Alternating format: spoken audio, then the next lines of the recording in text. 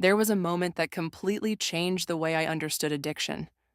Not because I was the one struggling with it, because I was the one trying to save someone who was. One day, my ex-husband sat across from me and admitted something I had been hoping to hear for a very long time. He told me he needed help. He told me he had messed up. He told me he was ruining his life. He told me he thought he was going to die. And for the first time in a long time, I felt hope. Because I thought awareness was the missing piece. I thought that once someone truly understood what they were doing to themselves, everything would change. I thought that once they saw the consequences clearly enough, they would choose differently. It seemed logical. But addiction taught me one of the hardest lessons of my life. Understanding is not the same thing as transformation. A person can understand they are destroying their life and still continue destroying it. A person can understand they are hurting the people they love and still continue hurting them. A person can understand exactly what needs to change and still fail to change it. And if you've never cared for an addict, that may sound impossible to understand.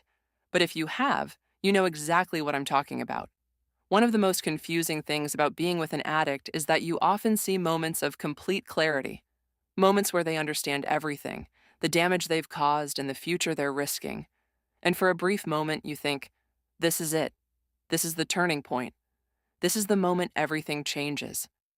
Then days later, weeks later, or months later, you're standing in the exact same place again, having the exact same conversation, watching the exact same pattern unfold.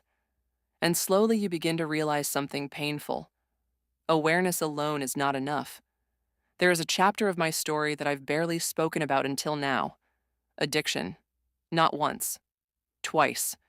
In two very different marriages. And both experiences taught me the same lesson. In my first marriage, the addiction wasn't cocaine. It wasn't alcohol. It was anabolic steroids. At the time, I didn't understand what I was looking at. I thought I was watching someone become obsessed with appearance. Years later, I realized I was watching someone trying to escape feelings of inadequacy, trying to outrun insecurity, trying to manufacture confidence, trying to become someone they believed was finally enough. The tragedy is that no amount of muscle can heal a wound that exists in the mind. No physical transformation can permanently solve an emotional problem. And eventually everything unraveled. The person I had known for years became someone I barely recognized. At the time, I was devastated. Today, I understand it differently. Not because the pain wasn't real, because understanding has replaced some of the anger. Then years later, I found myself facing addiction again. Only this time it looked very different. This time it was cocaine. And for a long time, I couldn't understand it. I would sit there watching someone destroy their own life and think, why? Why would someone risk everything they claim to care about? Why would someone continue making choices that were hurting themselves and everyone around them? The more I tried to understand, the more frustrated I became. Because I kept approaching addiction like a logic problem. I thought if I could explain enough, support enough, sacrifice enough, love enough, it would help. And maybe some of you listening have done the same thing. You've had the conversations. You've explained the consequences. You've pleaded.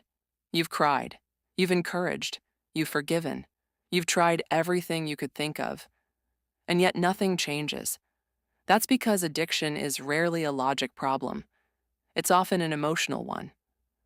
I think this is one of the hardest tests of a human relationship, because you have to try to rewire your entire way of thinking in order to deal with an addict, especially an addict who you know is someone completely different outside the addiction. Yet you may never meet that person ever again. I heard someone once say, addiction is never the problem. Addiction is the solution to the problem. Psychologists sometimes talk about something called self-medication theory. The idea that many addictions are not primarily about pleasure. They're about relief. Relief from pain. Relief from anxiety. Relief from shame. Relief from loneliness. Relief from emotional wounds that never properly healed. The substance becomes a destructive coping mechanism, often because they never learned a healthy one. The more I learned about addiction, the more I began seeing something I had completely missed while I was living through it. My ex-husband wasn't raised believing that his feelings mattered. He wasn't raised believing that his needs mattered. He wasn't raised believing that his own well-being mattered more than of his mother's or siblings. He spent much of his life trying to earn approval, trying to satisfy expectations, trying to carry burdens that no child should ever be responsible for carrying. And eventually I started seeing something that broke my heart. Not because it excused what he did, because it helped explain it. There is a difference. One of the biggest lessons psychology taught me is that understanding and excusing are not the same thing. You can understand how someone became who they are without approving of what they do. You can understand someone's wounds without accepting their behavior. You can have compassion without abandoning accountability. For a long time, I didn't know that. I thought understanding someone meant staying. I thought compassion meant sacrificing myself. I thought patience meant enduring indefinitely. I thought love meant carrying burdens that belonged to someone else. I was wrong, again. One of the most surprising things happened after rehab. Before rehab, my ex-husband genuinely believed that if he stopped using, he might die. That fear was very real to him. But rehab proved something important. He stopped, and he didn't die. The thing he feared most never happened. And strangely enough, that wasn't the breakthrough I expected it to be. Instead, recovery became something that could always wait until tomorrow, then next week, then someday. That experience taught me another difficult lesson. Fear is not always what keeps people trapped. Sometimes people remain trapped even after the fear is gone, which means the real battle is often happening somewhere much deeper. Family systems psychology teaches that addiction rarely affects only one person. Eventually, everyone around the addiction starts adapting to it. One becomes the rescuer, another the peacekeeper, another the caretaker, another carries responsibilities that were never theirs. Sadly, I was all those people in one. I know what it's like to carry responsibilities that belong to another adult. I know what it's like to lose sleep worrying about someone else's decisions. I know what it's like to constantly wonder whether today will be a good day or a bad day. I know what it's like to feel hopeful in the morning and devastated by evening or vice versa. And perhaps the hardest part is that the person you know is still there. You can still see them. You catch glimpses of them.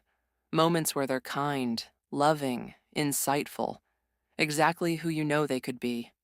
Those moments keep hope alive. And sometimes that hope becomes its own kind of trap. It's like grieving the death of someone still alive. I can't even explain that. So you start waiting for the version of them that only appears occasionally. You start building your future around who they could become instead of who they consistently choose to be. I know that feeling too. One of the things I appreciate about Islam is that it places enormous value on protecting the mind. After living through addiction, I understood it emotionally. Because addiction doesn't only affect the person using, it affects everyone that cares for them, entire families, entire futures. The damage ripples outward in ways that are difficult to describe until you've lived through it yourself. But perhaps the greatest lesson addiction taught me had nothing to do with drugs or rehab. It had everything to do with responsibility. For too long, I believed someone else's healing depended on me, as I mentioned in the previous video, thinking that if I did things right, eventually they would change, eventually they would heal, eventually everything would be okay. But love doesn't work that way. Love can support, love can pray, love can stand beside someone, but love cannot choose for them. That choice belongs to them, always. Today, when I look back, I don't see villains. I see wounded people, people bleeding on those that didn't even cut them, people making destructive choices, people carrying pain they didn't know how to process, people desperately needing healing. But I also see something else. I see a woman who spent far too long believing she was responsible for healing wounds she didn't create. And maybe there are people listening right now doing exactly that, trying harder, waiting longer, sacrificing more, convinced that if they can just find the right words, they can save someone. But there are some journeys, like addiction, that the other person has to walk themselves. If it isn't their time, no amount of love or reasoning can force the lesson. Your life has to keep going, though. If you've made it this far, then I am sure you relate to some of this, so this is what I have to say to you. Compassion does not require self-destruction. Understanding does not require sacrifice. And loving someone does not make you responsible for saving them. Sometimes the most painful lesson life teaches us is also the most freeing. You can care for someone deeply. You can understand them completely. And they can still choose a different path. That choice was never yours to make, especially if their decisions are destroying you and your peace. The only choice that's yours is whether you stay or leave. And the day you finally accept that is the day you begin reclaiming your own life. The day I left is the day I started finally living for myself and my children, rather than a place of hospice for someone going down a dark path. Thank you for being here. And if you've ever cared for someone you couldn't save, I'd love to know. What was the hardest lesson that experience taught you? Let me know in the comments, and I'll see you in the next video.